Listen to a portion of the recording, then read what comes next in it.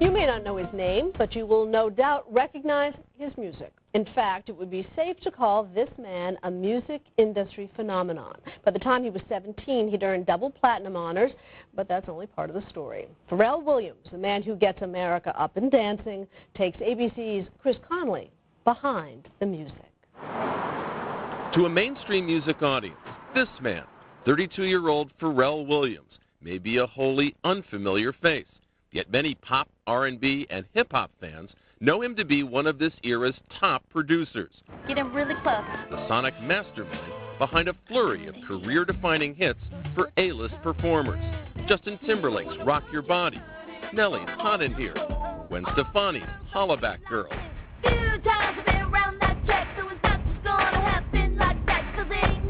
By himself or with partner Chad Hugo as the producing team called the Neptunes, Pharrell's become a much-in-demand music maker thanks to his distinctive sound. Spiky, beat-centric, unexpected, infectious.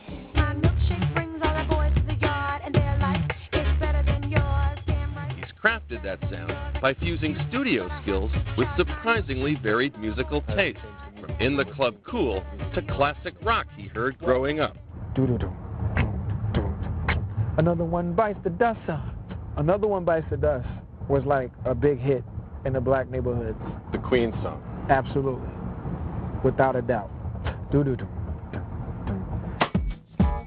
Pharrell's diverse songs are products of a new age in which melodies take a backseat to beats.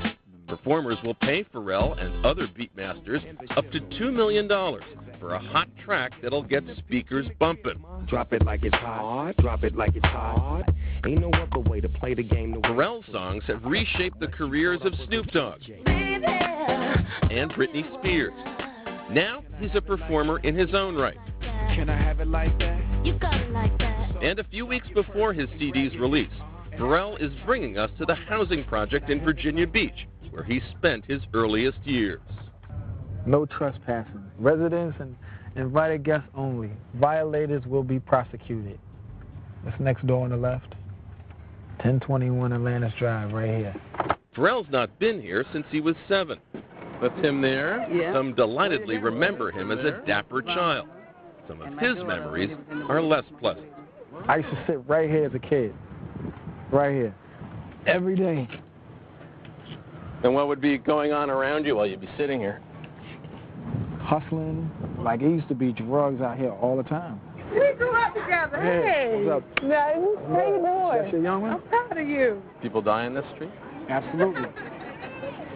One of Pharrell's motives is to bring new financial resources to his old community. All right. Because he's seen in his own life how they made a difference. If you hadn't moved from here, what would have happened to you? I'd probably be dead. Or in jail or on drugs, right? Instead, a chauffeured Rolls takes Pharrell away. The contrast between the life he left behind and the one he lives now is not lost on him. Okay. A lot of people pretty happy to see you there, it seemed like. Yeah, man. But it must kick up a lot of other emotions for you to go back and see those people. Yeah. I was holding back tears. You know, we're driving away from that. They live there, man. I'm just saying, like, it's just not fair, you know? They need the same chance I did, man. They need the same chance that I had. Well, we can already see a difference. That chance came when his family earned enough money to move to the suburbs. It's been pop culture conventional wisdom that the suburbs stifle artistic creativity. But for Pharrell, it was precisely the opposite. Once he was there, he says, he felt his creativity begin to blossom. Being in school and having a great band teacher, Mr. Sharps, I learned so much more. Why was it music that could speak to your particular curiosity in a powerful way? Just always stuck out in my mind. And I could always see it. I don't know if that makes sense, but I could always visualize what I was hearing. Visualize what you were hearing? Yeah, it was always like weird colors. It was 1992 when that talent first paid off, when a 17-year-old Pharrell, still living with his parents in this suburban home, produced a dance floor-friendly party song called Rump Shaker, and saw it become a hit. double platinum, 17 years old. I used to stand here, right here, with my own little portable phone for my room, that I bought from my first royalty check, and just, you know, I used to talk about how I was gonna make it, but not knowing that I really was, though. I ain't no holla back girl. More than a decade later, he's a preeminent hitmaker, insightful in the way lyrics and tracks work with a pop star's persona, like Gwen Stefani's. I know that white girls like black music, right?